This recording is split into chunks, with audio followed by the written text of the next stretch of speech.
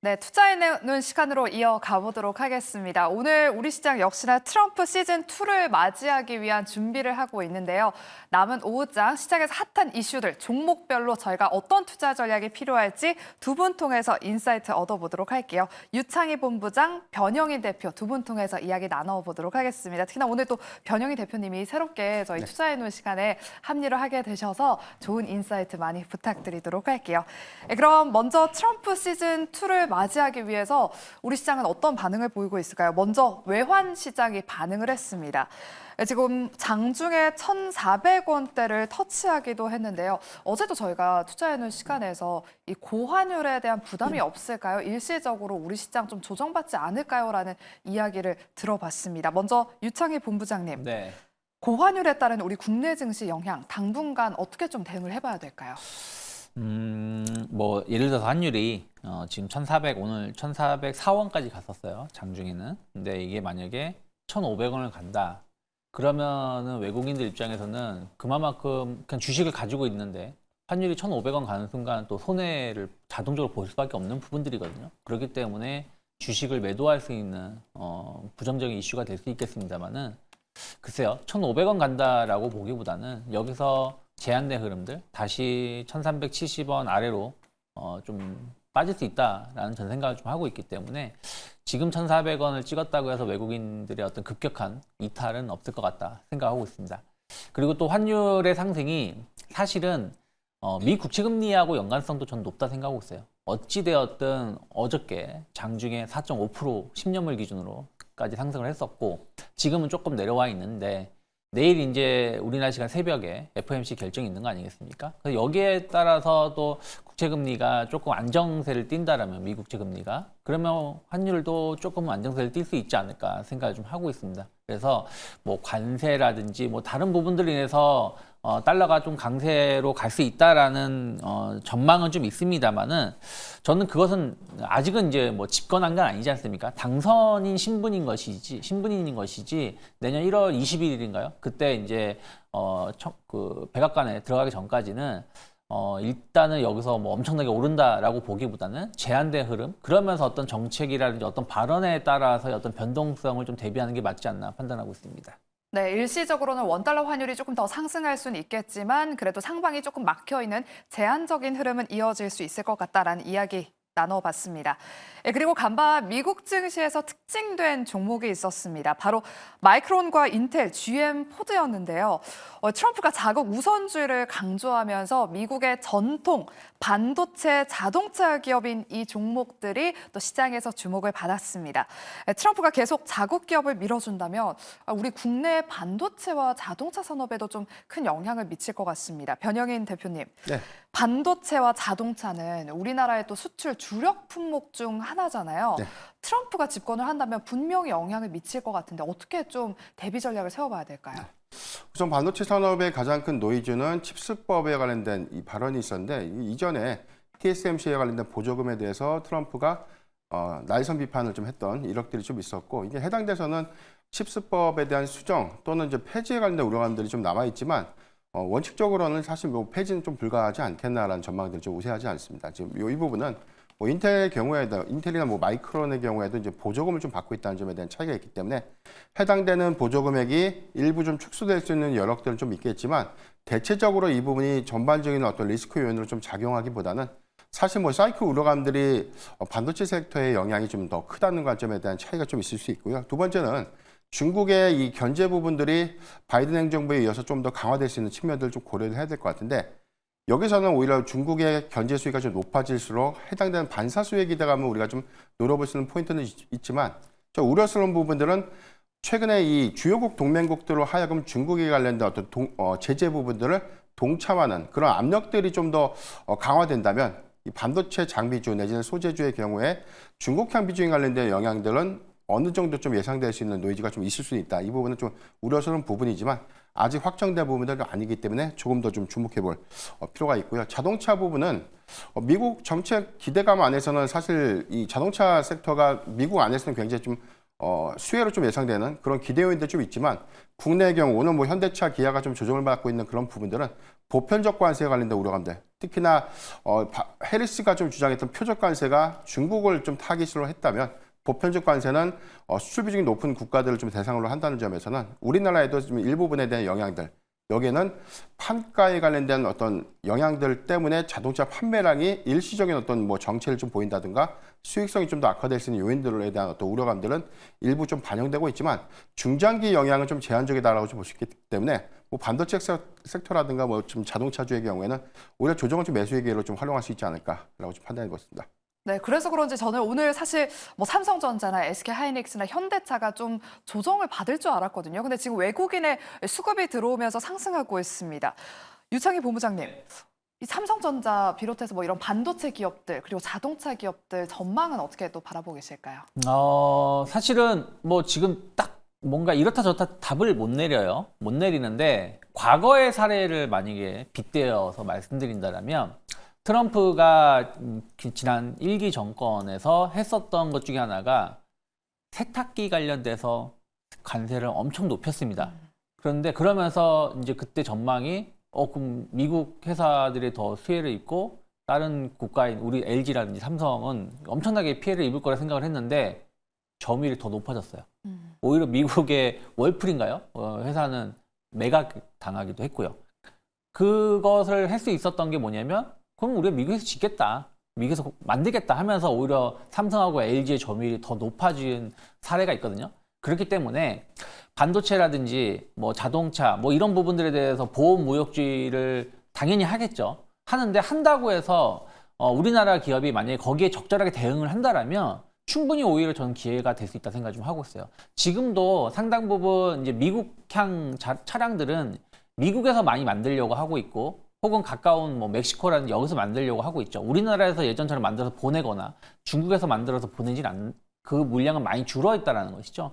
그러면 이제 지금 미국 공장이 있고 또 여기를 조금 더 확대를 한다라면 충분히 대응이 가능하다 생각을 하고 있기 때문에 일단 걱정은 해야 되겠지만 이것 자체가 엄청나게 그 기존의 어떤 흐름을 판을 바꿀 것인가 이거는 좀 장기적인 흐름에서 어떻게 기업이 대응하는지를 바라봐야 되지 않을까 판단하고 있습니다. 네, 그래도 우리 기업들이 또 트럼프 1기를 한번 잘 겪어봤기 때문에 2기 때는 조금 더 유연하게 대응할 수 있지 않을까 하는 생각이 듭니다.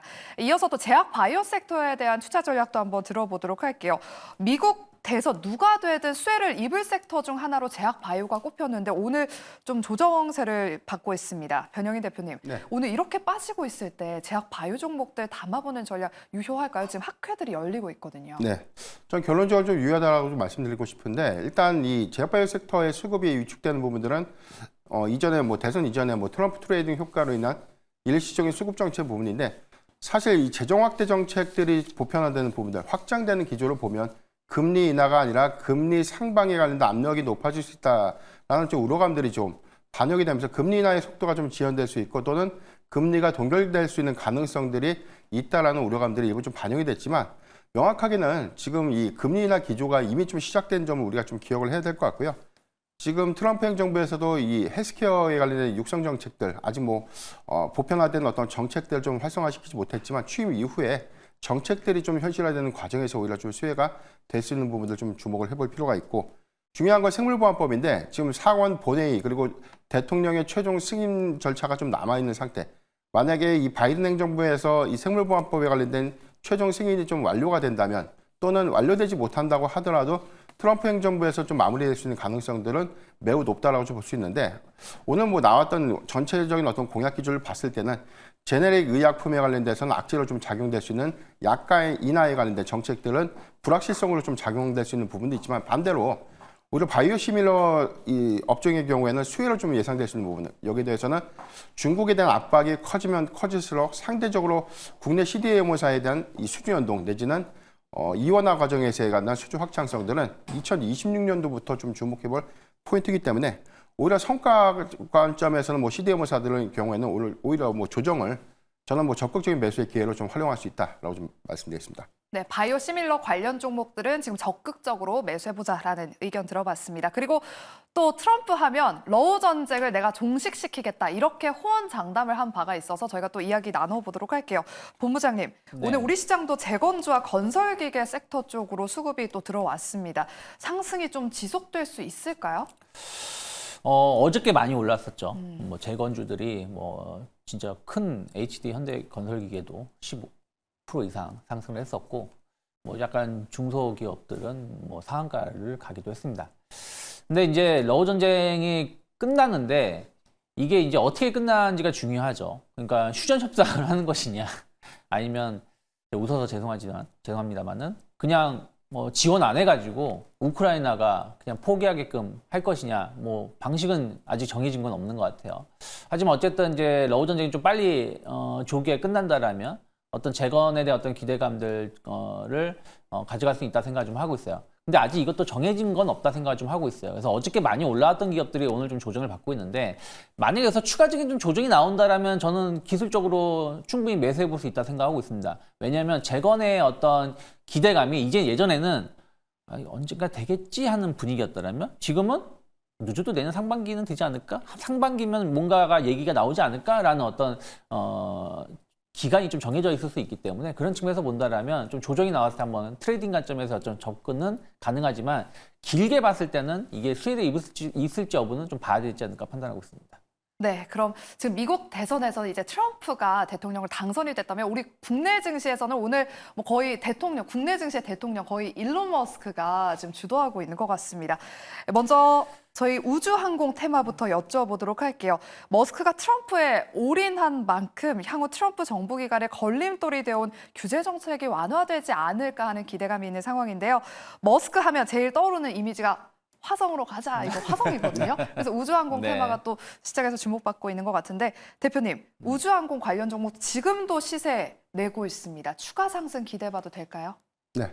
우선 뭐 추가적인 상승 여력은 좀 단기적으로는 좀 봐야 되는 부분들보다는 중장기 관점에서 대한 어떤 전략도 계속해서 우리가 관심 있게 좀 봐야 되는 포인트인데, 이게 규제 완화의 부분이 새로운 부분이 아닙니다. 트럼프 집권 1기 때 2018년도에 이 트럼프 우주정책 명령 2호를 좀 발표를 한 바 있었는데, 이 부분이 뭐냐면 우주의 상업화에 관련된 규제를 완화하는 행정명령을 좀 발동을 했었고, 이게 집권 2기로 좀 이어지지 못하면서 해당된 사업 부분에 대한 규제가 크게 좀 완화되지 못했던 부분들이 이번에 트럼프의 재집권으로 인해서 해당된 규제가 빠르게 좀 더 완화되고 민수시장의 개방폭들이 조금 더 좀 활발하게 좀 이루어질 수 있는 기대 요인들이 좀 남아있기 때문에, 지금 저궤도 인공위성에 관련된 이 발사량들은 전반적인 어떤 계획 부분에서는 더 많아질 수 있는 부분, 여기서는 한 2배에서 3배가까지 좀 더 늘어날 수 있는 측면들을 좀 고려했을 때, 항공우주 섹터의 연관 관계 또는 이제 파트너사들에게는 굉장히 좀 기회로 좀 작용될 수 있는 측면을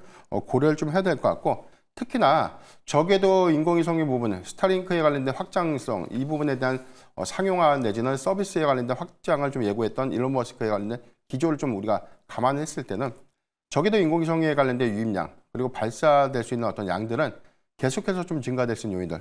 좀 종목으로 보면 세트레가이라든가 캔코아 에어로스페이스 같은 경우는 주요 부품들 좀 공급한 이력들 때문에 강한 수급 유입으로 좀 이어질 수 있는 긍정적인 부분들이 있지만, 국내 경우에도 사실 이 민수시장 개방들에 관련된 내용들이 계속해서 좀 나오고 있고, 하나 그룹을 좀 필두로 하는 이 밸류체인, 하나 에어로스페이스, 하나 시스템, 그리고 세트레가이로 좀 이어지는 그런 흐름들에서 국내 민수시장에 관련된 확장성, 이 부분도 같이 연동해서 주목해 볼 필요가 있지 않나라고 말씀드리겠습니다.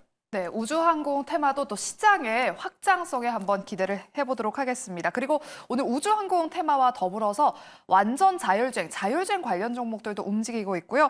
또 휴머노이드 로봇과 관련해서 로봇주들도 움직이고 있습니다. 본부장님, 네. 자율주행보다는 오늘 로봇주들이 흐름이 조금 더 강한 것 같아요. 이 두 섹터도 어떻게 보면 그동안 좀 조정을 많이 받았었잖아요. 네. 추가 상승 가능할까요? 일단 뭐 저는 로봇 쪽은 사실은 조금 더 흐름을 봐야 된다 생각을 좀 하고 있습니다. 우리나라의 그 로봇에 대한 어떤 시장하고 또 그 테슬라가 추구하는 로봇, 그리고 중국이 추구하는 로봇이 좀 다르거든요. 근데 중국하고 테슬라가 추구하는 로봇의 기술에 비해서 우리나라 업체들의 기술력이 많이 좀 못 미치는 부분들이 좀 있어요. 그래서 저는 로봇 관련된 종목군들은 좀 더 흐름을 좀 보면서, 일단은 오늘 좀 반등이 강하게 나온다는 얘기는 추가 상승 가능성은 좀 있지만 흐름들이 중요하다 생각하고 있고, 오히려 자율주행 관련해서는 테슬라 이제 일론 머스크가 주목받고 있는 게 지금 규제개혁위원회인가요? 거기에 이제 위원장으로 이제 갈 가능성이 높다라고 평가를 받고 있는 거 아니겠습니까? 그러면 어쨌든 본인 회사 연관된 규제를 더 파격적으로 완화할 가능성이 높죠. 그럼 제일 지금 기대가 되는 거는 FSD죠. 로보택시 지난번에 공개를 했는데 이게 뭐 언제 공급한다고 했지만 아직 법적으로 금지가 되어 있는데 공급하면 뭐 합니까? 근데 이런 부분들에 대한 어떤 규제를 본인이 스스로 좀 완화시킨다라면 조금 더 무인 차량의 어떤 보급이 빨라질 수가 있고 뭐 이쪽에 대한 어떤 시장이 좀 더 빨리 성장할 수 있지 않을까 생각을 좀 하고 있어요. 그래서 관련된 기업들 오늘 뭐 라이콤이라든지 넥스트칩 같은 자율주행 쪽이 좀 상당히 강한 모습인데 저는 이쪽은 상당히 모멘텀이 있을 수 있다. 그리고 또 우리나라도 관련된 기술력을 좀 가지고 있는 부분들이 있어서 관심 있게 보시면 좋지 않을까 판단하고 있습니다. 네, 우리 본부장님은 로봇보다는 완전 자율주행 모멘텀이 더 강할 것 같다라는 의견을 주신 만큼 자율주행 관련 종목들 앞으로 추가 시세 한번 기대해 보셔도 좋을 것 같습니다. 그리고 반면에 테슬라와 이렇게 항상 같은 흐름을 보여왔던 2차 전지. 오늘도 부진의 늪에서 벗어나지 못하고 있습니다. 이제 2차 전지 종목들은 좀 테슬라와의 주가와 좀 멀어지는 분위기인데요. 본부장님 추가 질문 드릴게요. 네. 이럴 때 2차 전지 종목들 좀 매수해봐도 괜찮을까요? 저희가 항상 투자해놓은 시간에서 2차 전지주 여쭤볼 때마다 일단은 미대선 결과 발표 이후에 그때 다시 한번 이야기해보자 이런 말씀을 하셨거든요. 네. 더 이상 나올 악재가 있을까 생각하면 저는 없을 거라 생각을 좀 하고 있습니다. 그러니까 2차 전지가 사실은 최근에 좀 강세를 띄었던 것은 뭐 해리스에 대한 어떤 기대감들도 사실 있었고요. 그리고 또 하나는 이보다 더 나빠질 수는 없다. 그러니까 실적은 안 좋지만 지금이 그래도 바닥이 아닐까? 혹은 바닥을 향해 가고 있는 것이 아닌가? 왜 그러냐면 전기차 캐지면 어느 정도 좀 개선되는 부분들이 좀 있으니까요. 그래서 그런 것들이 이제 복합적으로 작용하면서 또 주가가 반등을 줬었던 부분들이 좀 있습니다. 그렇기 때문에 오늘도 LG 에너지솔루션 같은 경우는 한 4% 가까운 하락을 보여줬다가 낙폭을 많이 줄였고요. 에코프로는 에코프로 BM도 마찬가지입니다. 거의 한 4, 5% 정도 조정이 나왔다가 아래꼬리가 좀 나왔는데 그러면 오늘 저점은 일단 지켜주겠다라는 거죠. 또 오늘 저점이 사실은 지난 9월 달, 10월 달 그러니까 8월, 9월, 10월 달 이 저점을 형성했었던 가격대 언저리였기 때문에 한 번 정도는 뭐 지금 오늘 저점 혹은 최근의 저점을 이탈하지만 않는다라면 약간 조정시 분할 매수 관점으로 어떤 트레이딩의 관점으로 접근은 가능하다. 다만 어쨌든 트럼프 정권이기 때문에 이게 엄청나게 어떤 아웃퍼폼 한다라기보다는 제한된 지난 뭐 10월 고점 언저리 혹은 9월 고점 언저리까지 어떤 제한된 반등 정도를 생각하고 접근하는 게 맞지 않을까 판단하고 있습니다. 그러면 좀 우리가 추가 하락을 좀 걱정하지 않아도 될 만한 좀 눈여겨봐야 될 만한 종목이 있다면 어떤 종목이 좀 있을까요? 어찌되었든 테슬라의 최근의 실적을 본다라면 전기차보다는 FSD 그리고 ESS였죠. ESS 요. 그래서 ESS 쪽으로는 저는 뭐 트럼프 정권이 들어선다고 해도 전혀 걱정할 필요는 없지 않을까 생각 좀 하고 있고요. 그래서 이제 하이비전 시스템을 한번 가지고 나왔습니다. 하이비전 시스템 같은 경우는 사실은 이제 그 카메라라든지 IT 기기 관련돼서 검사 장비 이쪽에 대해서 매출 비중이 높은 기업인데 최근에는 좀 사업 범위를 좀 많이 넓혔습니다. 그래서 한 몇 년 동안 공들여서 준비한 게 유전자 관련해서 어떤 시약계 불순물이 들어가는 부분들을 캐치하는 장비를 개발해서 이제 공급하는 부분들도 있고 또 이제 되게 관심 있게 보고 있는 게 자회사 중에서 ESS 관련돼서 검사 장비를 공급하는 게 있는데 이제 지난번에 이제 이슈가 됐었던 게 테슬라에서 왔었다라는 거죠. 그래서 성능을 보고 갔다라는 겁니다. 그리고 계약 가능성도 상당히 높게 점쳐지고 있습니다. 그래서 이 부분에 대한 어떤 기대감이 충분히 주가에는 지금은 반영되어 있지 않다 생각하고 있고 또 실적도 상당히 좋은 기업입니다. 실적 대비해서 주가는 상당히 좀 저평가되어 있는 부분들이 있기 때문에 지금 이 저점 최근에 나온 한 16,000원 이하로 갈 가능성보다는 조금 더 상방이 열려 있지 않을까 생각하고 있습니다. 그래서 저는 단기 목표가는 2만 원 정도 열어놓고 있고요. 16,500원만 크게 이탈하지 않으면 지금 가격부터 분할 매수도 가능하지 않을까 판단하고 있습니다. 네, ESS 관련 종목들이 그동안 또 해리스의 수혜주로 꼽힌 만큼 오늘은 조정을 겪고 있지만 하이비전 시스템, ESS 관련 종목들은 중장기적인 관점에서는 긍정적이다라는 의견 주셨습니다. 그럼 세 번째, 조선주에 대한 투자 전략 세워보도록 할게요. 트럼프가 간택을 한 업종 바로 이 조선입니다. 윤석열 대통령과의 전화 통화에서 한국의 협력이 필요하다라고 언급하면서 조선주들이 지금도 시세를 이어가고 있는데요. 와, 지금 조선 기자재 종목들 현대힘스가 여전히 상한가에 거래가 되고 있고요. 한화오션이 무려 20%대 지금 급등세를 보이고 있습니다. 변영희 대표님, 네. 이 호재성 재료 중장기적으로 이어질 수 있을까요? 네. 우선 좀 기대 요인들은 좀 오늘 좀 부각이 됐기 때문에 단기적으로는 일부 좀 차익 실현에 관련된 고민을 좀 해봐야 되는 구간이다라고 좀 보여주고 있고, 장기적 관점에 대한 이 긍정적인 모멘텀은 우리가 계속해서 좀 기억해야 되는 부분이 아닌가라고 좀 보고 있는데, 최근에 신조 성과 지수가 지난 이 고점 이후 0.3포인트가 좀 내려갔습니다. 이 부분은 오히려 예전 고점 2008년도의 최고점을 경신할 것이다라는 부분들과는 약간 좀 결이 다른 부분이 있지만, 사실 뭐 크게 뭐 지수가 좀 밀렸던 구간은 좀 아니었고, 일단 이 부분도 좀 정체라고 좀 보기에는 좀 어려운 부분들이 있기 때문에, 일단 뭐 조선업은 슈퍼사이클의 진입이 이미 좀 시작된 것이다라고 좀 이해를 하면 좋을 것 같고요. 전반적인 조선사들의 이 올해 수주 연동량들은 사상 최대치를 좀 기록을 했지만, 추가적인 어떤 이 목표액도 이제 초과 달성이 좀 유력한 그런 부분들이 2025년도 내지는 2026년도 기조까지는 조금 더 이어질 수 있는 부분들은 안정적인 실적을 좀 기반으로 하고 있다라고 좀 보면 좋을 것 같습니다. 다만 최근에 이제 환율에 관련된 금리 인하가 좀 시작되면서 환율에 관련된 부정적인 리스크 요인들이 오히려 수익 지표를 좀 악화시킬 수 있다라는 우려 요인으로 또 작용을 했었는데, 트럼프 당선 이후에 오히려 환율이 재차 상승한 점, 이 부분은 해당된 기조가 조금 더 장기화된다는 관점에서는 오히려 이익 개선 폭들이 조금 더 늘어날 수 있는 긍정적인 지표이기 때문에, 오히려 이런 관점에서는 조선사의 수익 지표는 불확실성이 해소됐다는 측면에 관련된 어떤 긍정적인 효과로 좀 이어지지 않을까라고 볼 수 있겠고, 추후에 뭐 방산이라든가 고부가 선박으로 인한 어떤 재편 효과들, 여기에 대해서 뭐 중국보다 이 수주량들은 좀 미흡하지만 이 선별적인 어떤 이 고부가 선박에 대한 재편율들은 높기 때문에 이익 개선 폭에서는 중국보다 좀 우위에 있다는 경쟁력들을 주목해 보면, 저는 조선주의 경우에도 계속해서 좀 관심을 갖고, 종목으로 좀 보면 지금 삼성중공업의 탄력도가 좀 그렇게 좀 높지는 않은데, 일단 4분기에 반영될 수 있는 기대치들이 좀 높다는 관점에서 삼성중공업이 좀 더 우위를 좀 점할 수 있는 종목이 아닌가라고 좀 말씀드리겠습니다. 네, 조선주들 중장기적으로는 더 추가 시세 나올 수 있겠지만 일단 오늘 급등이 나오고 있기 때문에 일부는 좀 수익을 실현해 보는 것도 괜찮겠다라고 말씀해 주셨습니다.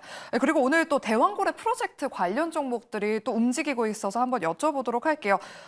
탐사 시추 계획을 정부에 제출했다는 소식과 함께 또 현재 진행 중인 윤석열 대통령의 기자 간담회에서 또 자신감을 내비치면서 지금 피팅밸브 관련 종목들로도 수급이 확인되고 있습니다. 대표님, 대왕고래 관련 종목들은 연말까지 좀 시세 이어질 수 있을까요? 네. 일단 뭐 일정 모멘텀이 계속해서 주목해 볼 필요가 있다고 좀 말씀드리겠는데, 일단 12월 중순으로 좀 예정됐던 부분들, 아마 이달 중에 시추 계획안이 최종적으로 좀 승인 발표가 좀 유력하고, 이 일정대로라면 이제 12월 초에 이동을 시작해서 12월 중순부터 첫 시추 작업이 좀 본격화되는 그림들, 이 부분들은 단기적 관점에 대한 이 수급 유입에 대한 기대 효과들도 있고요. 두 번째는 지난번 S&P 글로벌을 이 주관사로 좀 선정한 이후에 해외 오일 메이저 업체들의 2차 투자가 이제 본격화되는 부분들까지 추가적인 기대감들은 좀 이어지지 않을까. 지난번에 뭐 리스크 요인으로 좀 작용됐던 조각료 요율이 13%에서 33%대까지 상향되는 그런 부분들은 오히려 해외 투자 유치가 좀 본격화될 수 있는 긍정적인 기대 요인이기 때문에, 일단 뭐 상업성이라든가 경제성 효과들을 좀 논의를 하더라도 일정 모멘텀 안에서 단기적 접근은 좀 가능하겠다라고 좀 판단하고 있습니다. 네, 그럼 마지막으로는 지금 모든 투자자들의 시선이 다 미국 대선으로 향하고 있는데 저희가 또 K뷰티 짧게 또 대응 전략 들어보도록 할게요. 휴젤이 3분기 호실적을 발표했습니다. 증권가에서도 긍정적인 평가를 내놓으면서 목표 주가를 일제히 상향 조정했는데요. 하지만 현재 주가는 아쉽게 하락하고 있습니다. 지금 한 7% 넘게 빠지면서 어제의 장대 양봉 상승분을 다 반납하고 있습니다.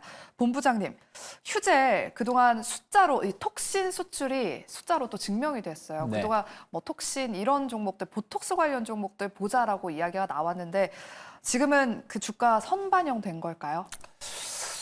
항상 주식이라는 게 매일 오르면 좋겠지만 또 그러지 못하는 게 또 현실적이라 생각 좀 하고 있습니다. 일단 실적에 대한 어떤 불확실성이 좀 해소가 되었고, 또 이게 항상 주식을 이제 투자하다 보면 이게 고점이 아니야? 라는 어떤 실적에 대해서 우려감들이 있을 수 있는데 슈젤은 그럴 가능성은 저는 없다라고 생각하고 있어요. 왜 그러냐면 이제 소송 문제가 해결된 게 얼마 안 됐거든요. 그러면 이제 북미 시장에 대한 어떤 공략은 더 활발하게 할 수 있다 생각하고 있고 꼭 슈젤뿐이 아니라 보톡스, 뭐 필러, 뭐 이런 기업들의 어떤 매출 성장은 이제 시작이라고 생각을 하고 있습니다. 그래서 충분히 약간 조정이 나온다라면 일정 부분 분할 매수 관점으로 접근해 볼 수 있다 생각하고 있고요. 또 하나는 이제 가장 큰 시장이 이제 북미 시장 쪽이거든요. 그리고 중국 쪽입니다. 근데 중국 뭐 경기 좋네 안 좋네 뭐 이런 얘기는 있지만 어찌됐든 계속 부양을 하려고 하고 있지 않습니까? 그래서 내일 또 전인대도 있고요. 그래서 이런 부양의 기준을 계속 이어진다는 걸 본다라면 중국 관련해서도 매출이 조금 더 개선되면 개선되지 이게 더 줄어들 가능성은 전 적지 않을까 생각하고 있기 때문에 관련된 기업들에 대해서는 좀 너무 걱정을 하기보다는 좀 긍정적인 시각으로 바라보는 게 맞지 않나 판단하고 있습니다. 네, 이렇게 휴재까지 저희가 이야기 나눠봤습니다. 오늘도 두 분 통해서 저희가 시장에서 움직이고 있는 이슈에 대한 투자 전략 다 세워봤습니다. 남은 오후장에서도 여러분들 잘 대응하시길 바라겠고요. 저희는 내일 오후 12시 생쇼 이 시간에 다시 찾아오도록 하겠습니다. 오늘도 함께해 주신 여러분 고맙습니다.